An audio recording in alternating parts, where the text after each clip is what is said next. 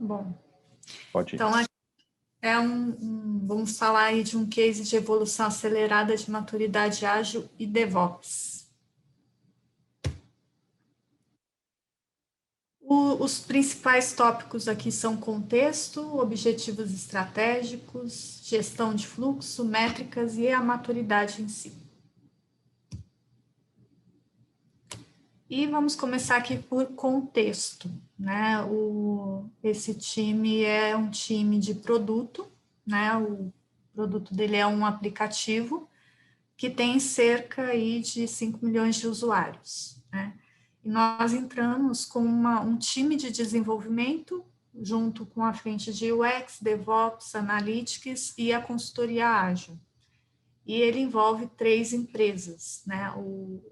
A questão aqui de 3 empresas principais é mais relacionado com o aumento ali da complexidade na hora de olhar a maturidade ágil, né? De todas elas juntas. Legal. E uma das coisas que eu estou vendo aí no cenário também, volta ali um pouquinho para a gente ver, são vários times juntos, né? Time de desenvolvimento, UX, DevOps, Analytics, Ágil, um time multidisciplinar aí trabalhando em conjunto e puxando colaboração, né? Isso é uma das coisas que a gente precisa ter cuidado para não criar silos, né? Exato. Não são, né? Não está tudo separado, todo mundo tem o mesmo objetivo. E existe muito compartilhamento também. Então, por exemplo, a proposta é que todo mundo do time conheça DevOps, né? Não é ficar só concentrado em um. Então, aqui é mais focado no resultado de tudo isso. Mas a gente tem também papéis específicos, só que isso é totalmente compartilhado ali, né? A ideia é trazer mesmo um time multidisciplinar. Legal. E a gente entra aqui em objetivos estratégicos, né? Nada é tão inútil quanto fazer eficientemente algo que não deveria ser feito. Curte essa frase do Peter Drucker, Pedro? Bastante, né? A gente fala bastante de eficácia e eficiência para a gente equilibrar isso, fazer a coisa certa, né? E se a gente estiver fazendo a coisa errada, não adianta ser eficiente, né? Não adianta a gente fazer isso rápido, da melhor forma, com menos custo, sendo que a gente está fazendo a coisa errada, né? Exatamente. E aí a gente tem OKR, né? E aí eu posso seguir, né? Pode. A gente trabalhou bastante nessa iniciativa e uma das coisas que impulsionou bastante foi o uso dos OKRs, né? Eu lembro bastante, muito forte assim na memória, a gestora na época procurando a gente falando que acreditava que os OKRs não estavam impulsionando as priorizações da melhor forma dentro do time, né? Então, ela falou, Pedro, acho que seria interessante a gente trocar um pouco esses OKRs, estruturar de alguma forma melhor. Né? E a gente trouxe a imagem aqui dos OKRs para a gente entender um pouquinho, só dar uma pincelada sobre ele, né? Os objetivos dão um direcional de aonde a gente quer chegar, onde a gente está e como a gente está. Para os Key Results, aprofundar o como, né? Para a gente entender como é que a gente vai medir os resultados chaves, né? Key Results, resultados chaves, como que a gente vai medir isso para dar o direcional de como a gente vai alcançar esse objetivo. E aí, 3 pilares bem fortes aí do OKR: transparência, a gente deixar isso visível para as pessoas, tá focado no propósito da empresa, desdobrando os objetivos e as pessoas envolvidas na visão de OKR entenderem quais são os objetivos, quais são os resultados-chave sendo buscados, todos com bastante transparência, entendendo onde a gente quer chegar. Foco, né, priorizando poucas coisas, a gente não vai ter 50 objetivos sendo buscados, sendo perseguidos, né? A gente vai fazer no máximo 5 objetivos. Dentro dessa iniciativa, a gente trabalhava com 2, 3 objetivos para gerar um foco ainda maior e gerar uma priorização das tarefas. E aí gerava esse foco também para a priorização das funcionalidades do aplicativo, para as coisas que precisavam ser feitas dentro do cenário. E sempre com colaboração. Uma das coisas que a gente já começa a ver dentro do cenário, com vários times multidisciplinares colaborando para atingir esses objetivos, né? Isso aí. E aí a gente entra em priorização, né? O OKR, ele é o principal ponto ali, o ponto inicial, né, onde a gente encontra, faz essa conexão com o objetivo estratégico. Na sequência, eles já tinham anteriormente uma planilha, né, que ela iniciou como RICE, né, ela chega aqui num score, e o RICE, ele estabelece ali 4 variáveis, né, o alcance, impacto, a confiança e o esforço. Mas a planilha deles, na verdade, tem até outros fatores, né, eu tô chamando de RICE para simplificar aqui, mas, por exemplo, eles têm lá, entre as variáveis que eles consideram, o fator WOW, né, que é voltado para a inovação. Então, se algum item tem essa característica inovadora, então ele vai contabilizar ali também no score. E o 3F, que é um balanceamento, né, do que você tem ali no priorizado. Então, a feature, ela traz ali valor para o cliente, né, mas o fix, a gente tem uma reserva ali de quantidade, né, de fix que a gente coloca, então a gente tem uma preocupação com qualidade para que esse percentual não exceda, e foundation, que é bem importante, né, a gente olhar, não só ficar preocupado só com entrega, mas também trabalhar em cima de melhorias, né, tanto técnicas quanto de processo, enfim. E esses 3 Fs são considerados também na priorização. Legal, então a gente faz uma conexão grande aqui, né, de trazendo os objetivos que a corporação, que a empresa, que o cenário está buscando, já puxando uma priorização das tarefas e com um balanceamento entre feature, fix e foundation, né. É óbvio que fix tem alguns que a gente não tem nem opção, né, tem que fazer, tem que corrigir imediatamente, mas eu acho legal esse balanceamento, para a gente entender se a gente está tendo muito fix, está tendo pouco fix, como que está a qualidade do nosso ambiente, e também de sempre separar um pedaço para a gente tratar a fundação daquilo que a gente está desenhando, criando, para a gente constantemente melhorar a arquitetura, melhorar algumas coisas, senão a arquitetura vai ficar engessada, senão o processo acaba não conseguindo ser evoluído com o tempo, né? Isso mesmo. E a gente trouxe também o conceito do Upstream Kanban, né? Então, a gente tem toda essa parte de seleção, onde a gente observa quais são os itens com maior potencial de valor, né? E ele é um grande fluxo de seleção, né?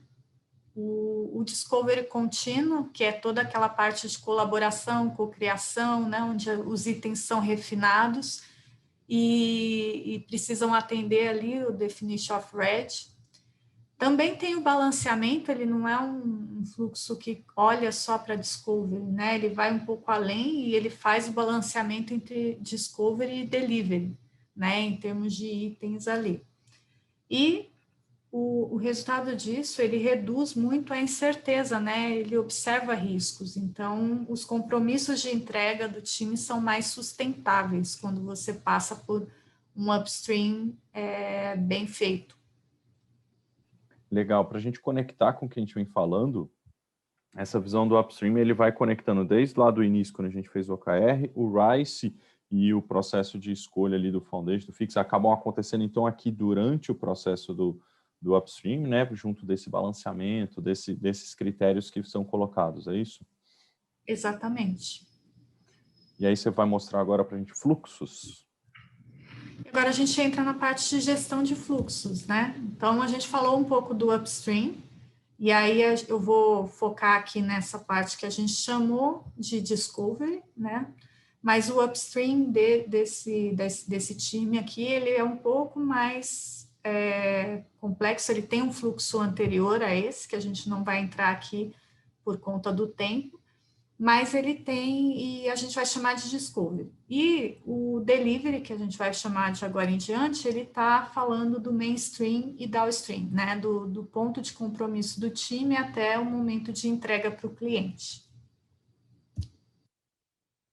Esse é o fluxo de discovery, né? O fluxo que a gente fala que predominantemente é o fluxo do PO, né? Onde ele tem os itens ali, as solicitações que já foram mapeadas, e ele vai passar por todas essas etapas aqui até chegar num item com a definition of red legal, né? Contemplando o DOR.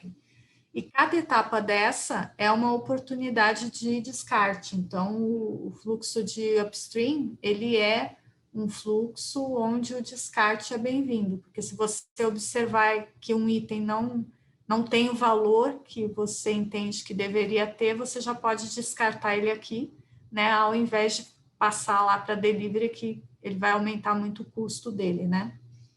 E aqui embaixo a gente tem o que acontece, né? Então, cerimônias, reuniões que acontecem nesse momento aqui, detalhamentos, né? O que eles vão entregar no final. Então, aqui, quando você faz a revisão, você já tem histórias ali detalhadas para o time. E quando ele entra aqui no pronto para delivery, ele já está atendendo todos os itens, já está ordenado também para o time puxar. E papéis, né? Alguns papéis que são envolvidos em cada uma dessas etapas. Legal, acho que o pessoal fica com medo quando a gente fala de descarte, né? Mas eu acho que é a grande conexão com aquela frase do Peter Drucker, né? Se a gente não descartar, a gente vai fazer um monte de coisa que não necessariamente vai trazer resultado e não adianta a gente fazer de forma eficiente essas coisas. Vai ser inútil, né? Então a gente tem que...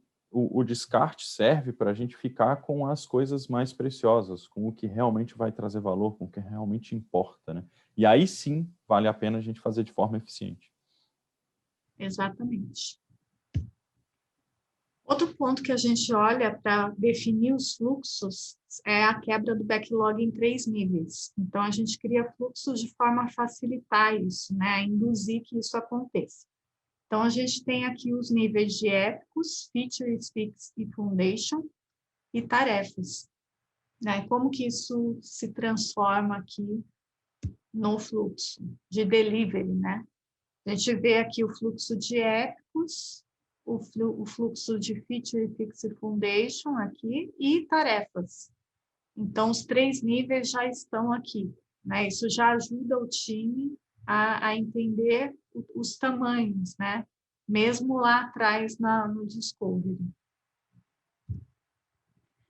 Nós temos também, por exemplo, a gente mapeou isso daqui inicialmente para delivery, mas quando a gente entra aqui na tarefa, a gente começou a observar que o X, por exemplo, é um time que ele atua também em algumas atividades com um time de desenvolvimento, mas ele tem uma característica muito forte de upstream. Então, ele tem um processo dele, né, próprio dele. E aí a gente criou um outro fluxo também, para que eles conseguissem fazer essa combinação, né? Tanto atender um lado quanto o outro. E aqui a gente vê esse fluxo de delivery com as localizações aqui dos fluxos mesmo, né? Então, o upstream, ele ainda acontece um pouco aqui, mesmo tendo mapeado tudo lá. Como a gente está trabalhando em fluxo contínuo, a gente puxa do backlog, né? O desenvolvedor puxa para o detalhando, o que está priorizado, e ele vai começar a fazer a quebra das tarefas, né, da feature, por exemplo, em tarefas, nesse momento do detalhando. E faz todo o entendimento, se não tiver ainda alguma coisa, alguma dúvida aqui, alguma questão que não foi mapeada, ainda foi encontrada aqui, ele ainda não entra aqui para o time, né, o ponto de compromisso que começa aqui no mainstream. E temos o mainstream, que é onde o time prioritariamente trabalha aqui mais forte, né? Temos as cerimônias aqui que acontecem nesse momento, né? As dailies, reviews e os papéis envolvidos. A gente olha aqui, tem papéis aqui que fazem conexão com o Scrum, porque aqui era um ambiente prioritariamente onde eles trabalhavam com Scrum, então a gente faz algumas conexões aqui mesmo trabalhando com Kanban. E o downstream, que é onde a gente tem a parte de homologação, né, o AT e deploy, e aqui no downstream a gente tem também a questão de algumas políticas explícitas, né, de acordos aí que restringem algumas coisas. Então, por exemplo, o deploy, ele não é contínuo. Ele poderia ser, porque a gente tem toda a esteira de DevOps preparada para isso, mas a gente tem um acordo visando o produto, né? Porque é um app, né? As pessoas não ficam baixando atualizações o tempo todo. Então, estabeleceu-se aqui uma cadência, né, para o deploy. E isso conecta um pouco também com a parte de DevOps mais forte, né? Mônica, eu vejo uma das coisas que eu achei bem interessante nesse projeto é que o DevOps se conectou com o time no fluxo inteiro, né? Desde lá do fluxo inicial, do upstream, a gente já começava a falar de qualidade, já começava a entender as massas de dados que precisavam ser feitas e já automatizando, inclusive, esse processo de massa de dados para o pessoal poder desenvolver, né? Que aí, durante o desenvolvimento, a gente precisa usar, inclusive, algumas massas para a gente ver se a funcionalidade está correndo tudo certo, faz uma revisão de código, usa um pareamento, pair programming e assim vai. E aí o código já estabelecido dentro de uma organização plugada na esteira, no Jenkins, em todos os cenários, que já passa para um ambiente de homologação, onde o pessoal consegue fazer o uso das massas de dados, o uso do ambiente todo sincronizado em termos de configuração, mesma configuração dos desenvolvedores no ambiente de desenvolvimento, que é a mesma configuração do ambiente de produção, para que não aconteça o velho meme, né? Mas na minha máquina funciona. Então, a gente precisava sincronizar bastante essa visão de ambientes e deixar tudo bem sincronizado na parte de DevOps, né? Sim, e é um grande benefício porque aumenta muito o tempo de resposta, né? Em tudo ali para o pessoal fazer, né? Aqui a gente traz o Sincera, ele é um produto que ele nasceu na Objective, a Objective usou durante muitos anos e desde o ano passado ele se tornou um produto, né?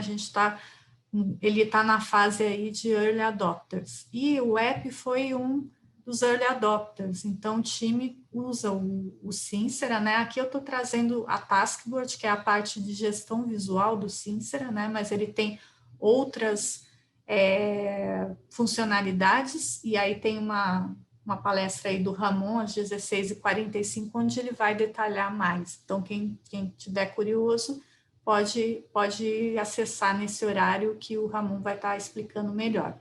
Mas aqui a gente vê como são esses fluxos, né? Por exemplo, de delivery.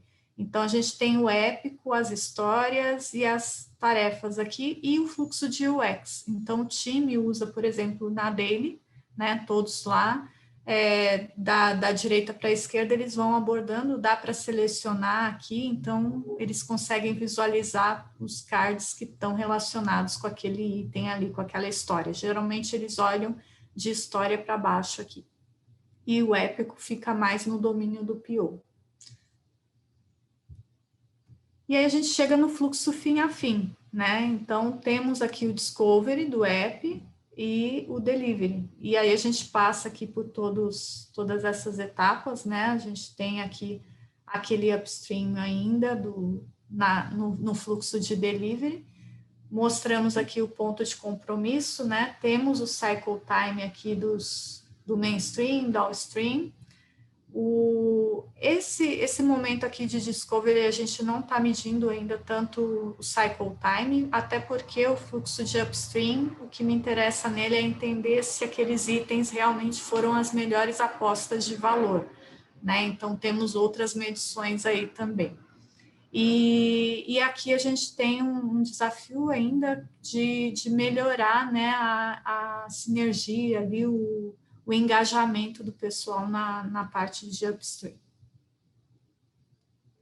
Mas aqui as métricas de mainstream, downstream, a gente acompanha aí regularmente.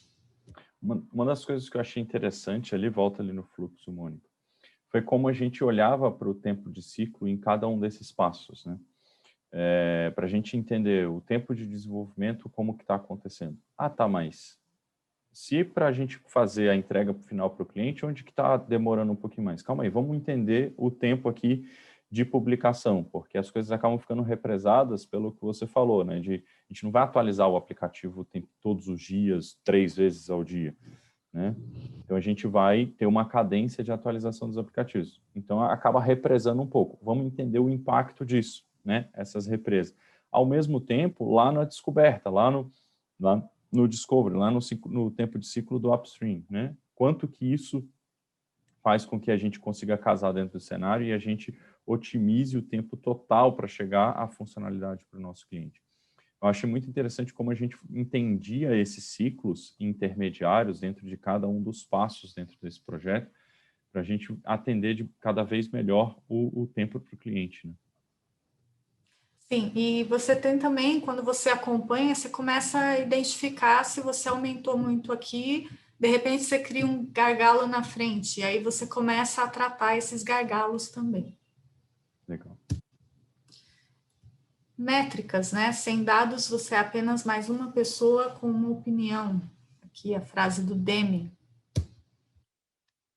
Nós tínhamos métricas, né? E a gente trabalha mais com previsibilidade do que com estimativa. Então, as métricas que nós olhamos da parte de OKR, né? Em cima dos KRs estabelecidos. Então, inicialmente, eles tiveram ali um trabalho também de estabelecer, né? Essas regras, entender como que eles iriam medir, de repente criar funis, o pessoal de analytics, né, ali ajudou nesse ponto para eles entenderem melhor o resultado. E as métricas de fluxo, né, throughput, cycle time, o time trabalha com limites de WIP, né, então a gente acompanha ali o WIP, CFD, eficiência de fluxo, né, a gente olha para as filas também, o tempo de espera que está rolando ali no fluxo, e aging, né? O time olha para o envelhecimento dos itens, né, no board. Então, isso também ajuda a reduzir ali o tempo de ciclo. E em previsibilidade, a gente olha para o throughput e a gente usa a simulação de Monte Carlo, né, para estar chegando ali na nossa previsibilidade. E a gente chega nas maturidades, né? Quais foram os principais benefícios, né, desse trabalho de gestão de fluxos, o upstream, o que há?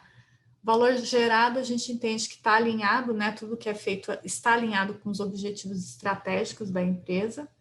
Você trabalha muito a visibilidade dos fluxos, né, as métricas, você mede isso tudo, e melhoria contínua, né, olhando para isso, quais são os pontos que a gente pode melhorar. Qualitatividade aconteceu muito aqui nesse time, que basicamente ali são as trocas de conhecimento, né, entre as pessoas do time. E a gente vê uma grande facilidade ali na adaptação às mudanças, né, que é um ponto aí super alto em agilidade. E aqui também DevOps contribuiu muito também. A maturidade que nós escolhemos aqui para acompanhar foi do KMM. Nós entramos lá por volta de janeiro de 2020. A gente fez a primeira medição em março. E essa medição, ela já considerava algumas práticas que a gente tinha começado a colocar ali. E em novembro de 2020, a gente saiu, né? Lá atrás a gente estava no nível 1, focado em times, para o nível 2, direcionado aí para o cliente. Os benefícios são grandes. A gente tem algumas práticas, né, que a gente viu ali de previsibilidade do Monte Carlo, que são até do nível 4, mas a gente tem, e outras do nível 3, mas a gente não tem ainda algumas práticas que a gente entende que estão consolidadas. A parte das 3 empresas, né, que eu citei no começo, também tem um papel aqui, porque o KMM, ele olha também para a cultura, né, ele tem 3 pilares, que são as práticas, cultura e os resultados. E aí, quando a gente olha para a cultura, são 3 empresas, 3 culturas, e isso, né, influencia ali no dia a dia que a gente tem. Então, torna-se mais complexa a avaliação aqui de maturidade. Uma das coisas que eu percebi, Mônica, quando a gente tentava impulsionar alguma prática nova, vamos passar essa barreira, vamos colocar mais uma prática nova, quando a gente começa a subir no modelo de maturidade, começa a ter níveis mais altos, a gente começa a ter barreiras organizacionais, né? Exatamente. E tem um pouco a ver com isso que você falou, de ter 3 empresas, de ter várias pessoas envolvidas, mas também tem conexão com o resto da empresa, né? Com outras áreas da empresa, dependências, sistemas legados e assim vai. E nesse projeto foi um dos desafios, né? Algumas coisas a gente ia aos poucos quebrando e evoluindo, e precisava inclusive fazer essa conexão com o resto da empresa, né? Sim, mesmo você aplicando as práticas num time, com o KMM você inevitavelmente vai olhar para o organizacional. Então, você acaba olhando mais para a cadeia de valor. Então, você tem que, não basta só ali, né? Para você evoluir nas práticas, você tem que começar a atuar também nas fronteiras.